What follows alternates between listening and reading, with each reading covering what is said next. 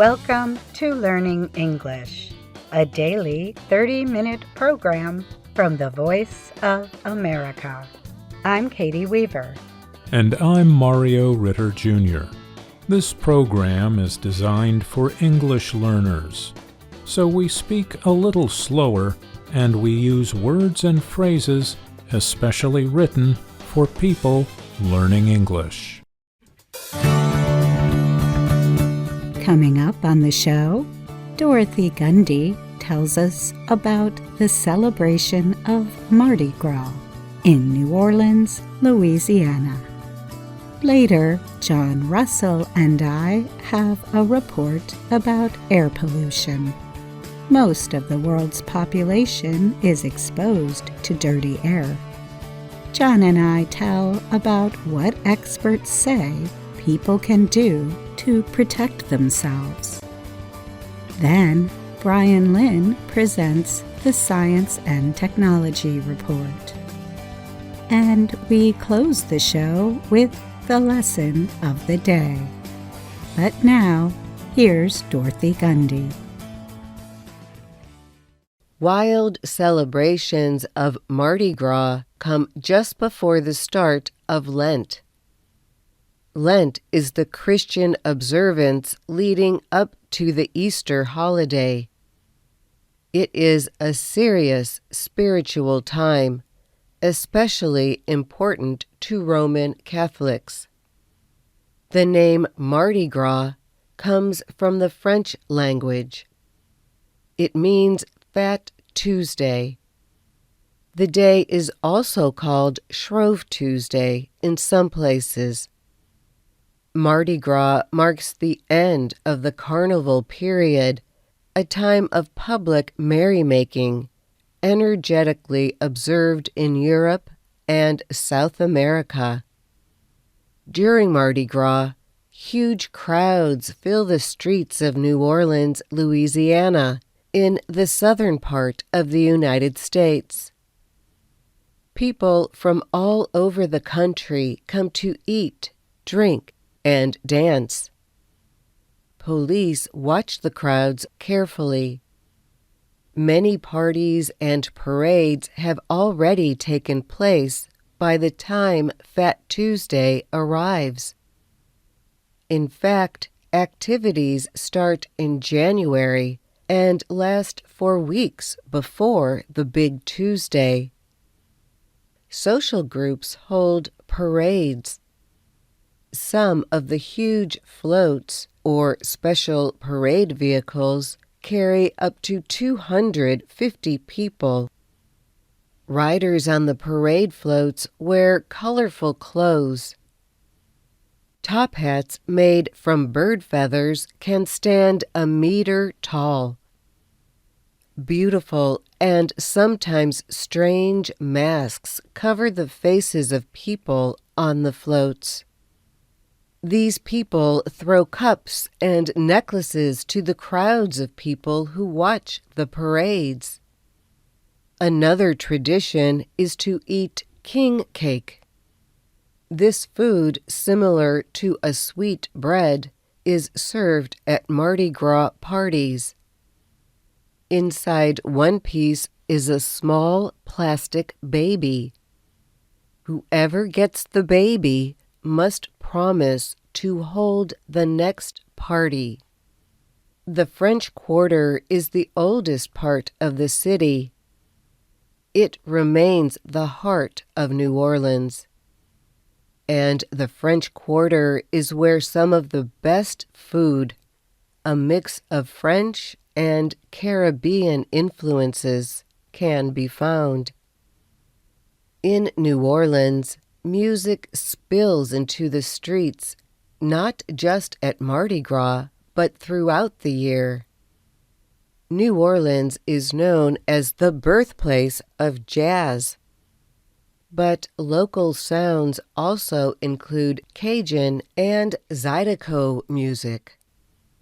On Bourbon Street, the music and the crowds seem like a huge celebration that never ends. The most traditional old-time jazz is played at Preservation Hall in the French Quarter. I'm Dorothy Gundy. VOA Learning English has launched a new program for children. It is called Let's Learn English with Anna. The new course aims to teach children American English through asking and answering questions and experiencing fun situations. For more information, visit our website, learningenglish.voanews.com. Air quality differs from place to place and day to day. But about 99% of the world's population breathes air at some point that does not meet pollution guidelines set by the World Health Organization, WHO. Different forms of air pollution kill about 7 million people each year, the UN Health Agency estimates. But health experts say there are some actions individuals can take to protect themselves, even in the world's most polluted cities. The first step is to start with the understanding that air is not only polluted when it looks smoky or smoggy, said Tanushree Ganguly. She is an air quality expert with the Energy Policy Institute of Chicago's India program. Blue skies can't guarantee you clean air, Ganguly told the Associated Press. Air pollutants often come from people burning things. Examples include fuels as well as clearing operations involving crops or trees. Pollutants can also be released from wildfires. Among the most dangerous particles we can breathe in are called particulate matter. The smallest of these are known as PM2.5. This is because they are less than 2.5 microns in diameter. These particles can travel deep inside human lungs and are mostly created by burning fuels. Larger particles, known as PM10, are linked to agriculture, roadways, mining, or wind-blown dust. Other dangerous pollutants include gases like nitrogen dioxide or sulfur dioxide, which are also produced from burning fuels.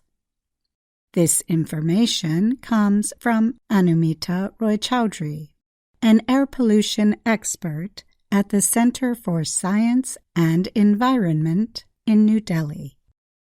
The American-based Health Effects Institute says air pollution is the second largest risk factor for early death worldwide, behind blood pressure.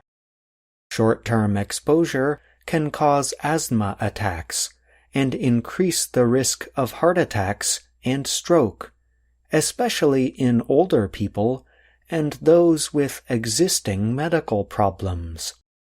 Long-term exposure can cause serious heart and lung problems that can lead to death.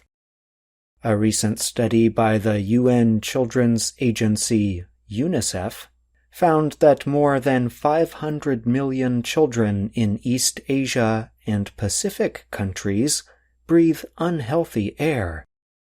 The pollution is linked to the deaths of 100 children under age 5 every day. June Kunugi, UNICEF's regional director for East Asia, said the polluted air limits growth, harms lungs, and affects thinking abilities.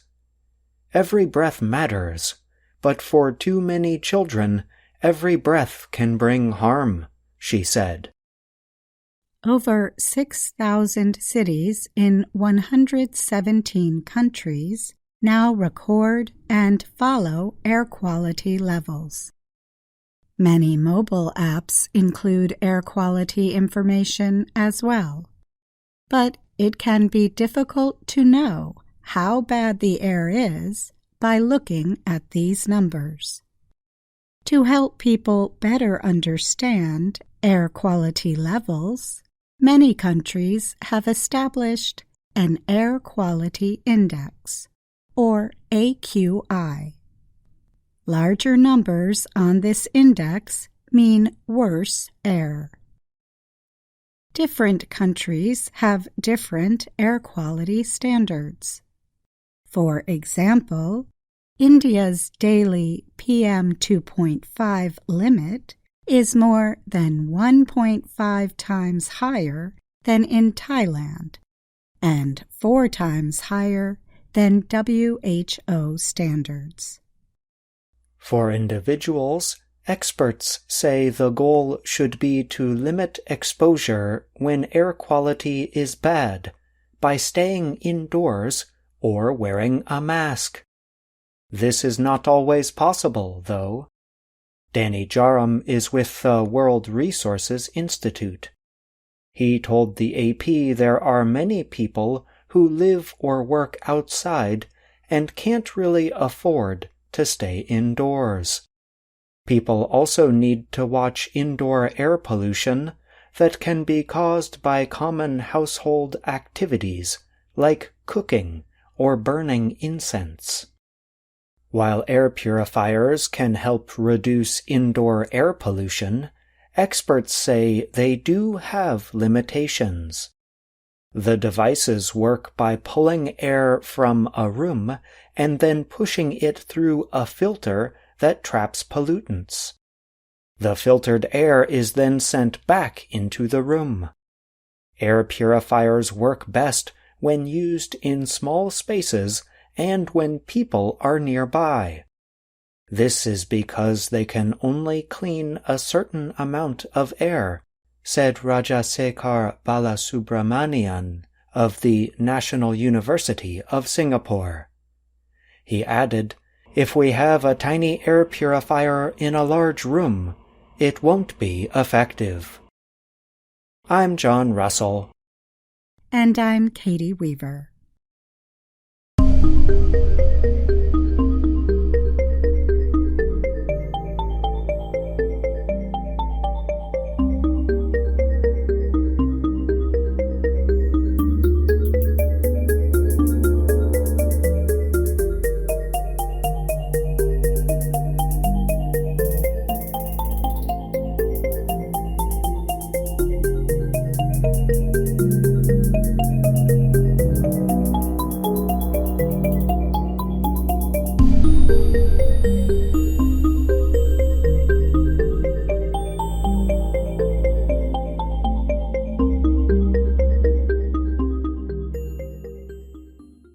Japanese automaker Toyota says it is building a research center in a city-like setting to test robotics, artificial intelligence, AI, and autonomous vehicle technologies. Toyota recently announced it had completed the first part or phase of the center called Woven City. It sits near the southern Japanese city of Susono. Company officials recently showed off the latest progress to reporters from the Associated Press. Daisuke Toyoda is an executive for Toyota who is helping lead the project. He told the AP that the center was not designed to be a smart city. However, it aims to carry out technology research and development and be a test course for mobility. The company said Woven City would serve as a living laboratory. It aims to test technology systems to support future changes in the movement of people, goods, information, and energy. Toyota said the center is meant to be a place where researchers and technology company officials can come together and share ideas. It will also seek to establish a community with a shared desire to co-create, develop, and refine new technology products and services. Woven City was built on the grounds of a closed Toyota automobile factory. The automaker said the project's first phase covers about 47,000 square meters. When completed, it will spread out over 294,000 square meters. Building operations on Woven City began in 2021. All the buildings are connected by underground passageways. Among planned testing activities will include self-driving vehicles making waste pickups and completing deliveries around the area. Testing operations will center on how people living in cities can best interact with changing technologies. Currently, no one lives in Woven City. When it opens, officials plan on having about 100 people living there. They will be called weavers. These are workers employed by Toyota and its partner companies making other products. When AP reporters visited the area, Japanese coffee maker UCC was serving hot drinks from a self-driving bus. The bus was parked in an area surrounded by still empty housing. Toyota has supported electric vehicle EV technology in the past. However, the company is currently involved in a push for hydrogen, the energy choice in Woven City. Keisuke Konishi is an automobile expert at Japan's Quick Corporate Valuation Research Center. He told the AP Toyota has plans to expand into self-driving vehicle services to compete with Google's Waymo and other large companies. Konishi noted the company has the money for such development, even if it means building up a completely new business. Toyota has the money to do all that, he said.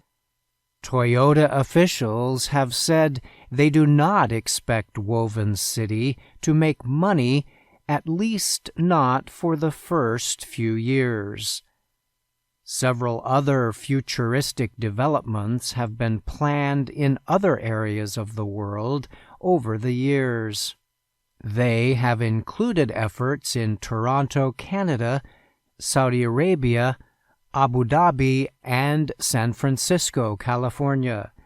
But those projects are either still being developed or have been canceled.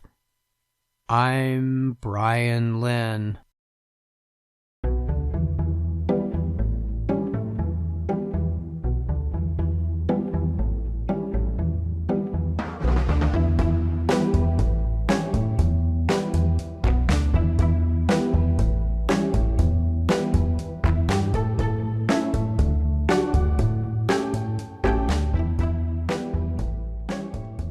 Hello, my name is Anna Mateo. My name is Andrew Smith. And my name is Jill Robbins. You're listening to the Lesson of the Day on the Learning English podcast. Welcome to the part of the show where we help you do more with our series, Let's Learn English. This series shows Anna Mateo in her work and life in Washington, D.C. In another lesson of the day, we started to look at Lesson 37 of the series. In Lesson 37, Anna starts talking to a man who is visiting Washington, D.C. The man lives in a rural area and does not feel comfortable in the city. Soon, Anna and the man start talking about whether they prefer to live in the city or the country. And in this situation, the word country just means a rural area. Let's listen to their conversation. Thank you. Thank you. Are you okay? You seem nervous. Well, this is my first visit to Washington, D.C. I'm from a small town in the country. I feel a little lost. I'm from the country too, and I understand. When I first came here, I felt lost all the time. So, do you like living in the country or in the city?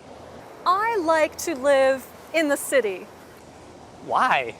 The city is exciting. It has more culture than the country. There are many museums and restaurants. Every night there's theater and music. And there are more jobs. That is why I'm here. Well, I agree. There is more culture in the city, and there might be more jobs, but the country has more nature. It's peaceful and beautiful. There are more trees and mountains. The air is clean. You can go hiking and camping. The city is not beautiful. It's noisy and dirty. I disagree. I think all the different buildings are beautiful. And I like to watch all the different people. That's another thing that is different. People in the country are friendly. They always say hello. Here, no one says hello. I think city people are rude. Well, I agree. Country people are friendly. But I don't think city people are rude. I think they're just busy. That's a good point. Anna and the man disagree because they have different preferences, which means things they prefer or like more. And I think it's important to notice that even though they disagree about some things, they are not really arguing or fighting about their preferences.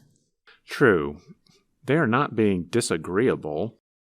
Disagreeable is an adjective we can use to describe people behaving in a negative or rude way.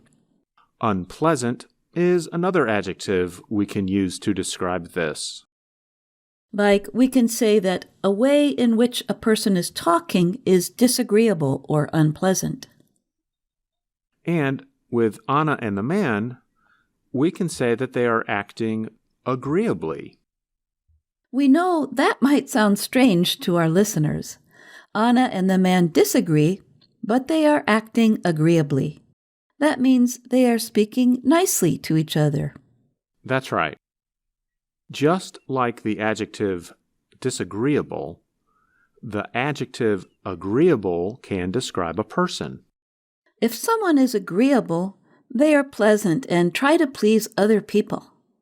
So, listeners, see if you understand this sentence. They are agreeably disagreeing. That means they are disagreeing in a nice way. Remember, it's fine to disagree. There's no problem with that. But try not to be disagreeable when you disagree. I'm Jill Robbins, and you're listening to the Lesson of the Day on the Learning English podcast. In their conversation, Anna and the man do agree about some things. That's right, they do find some common ground. They agree that there are more jobs in the city and that people from the country are friendly. To find common ground means to find things that you agree about, even when you disagree about other things. Now let's listen to the rest of Lesson 37 and find out what else they might agree on. Well, I agree. Country people are friendly. But I don't think city people are rude. I think they're just busy. That's a good point. Look at me.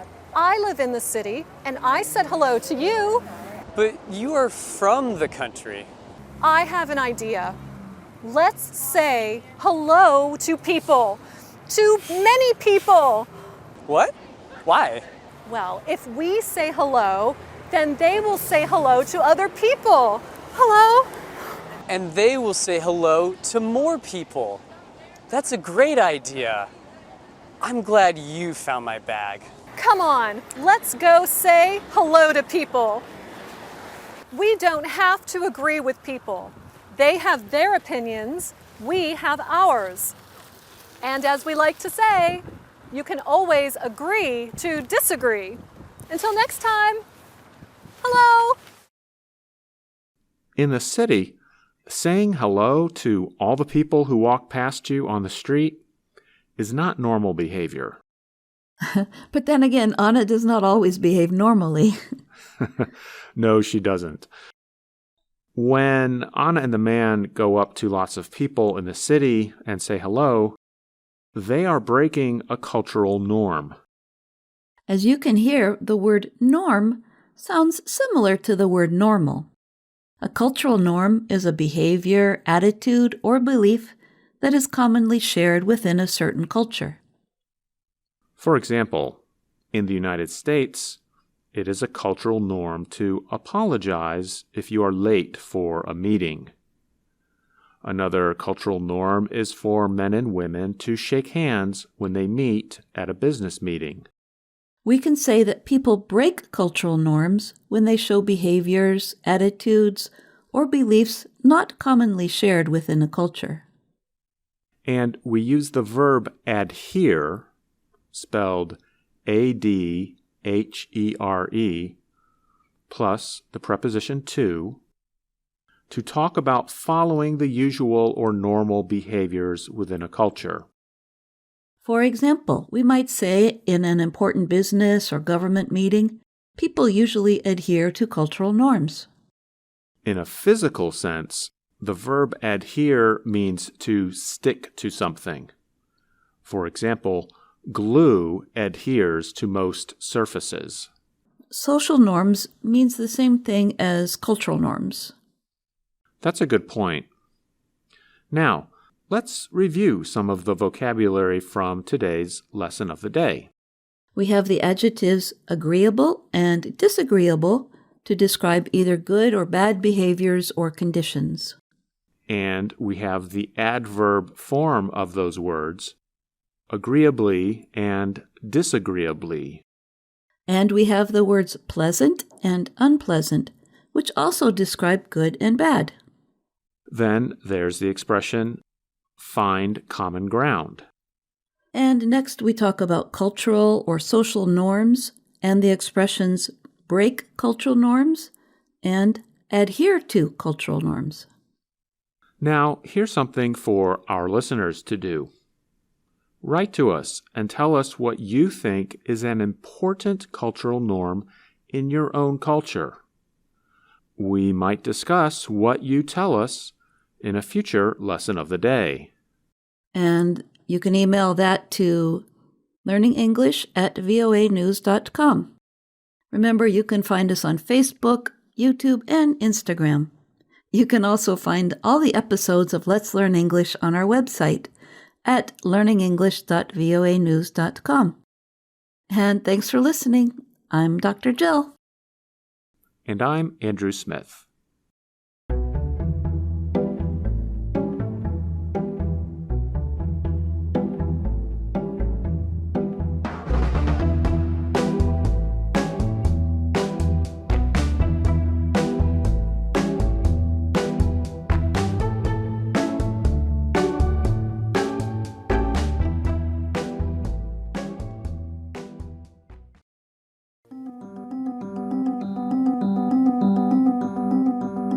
That's our show for today.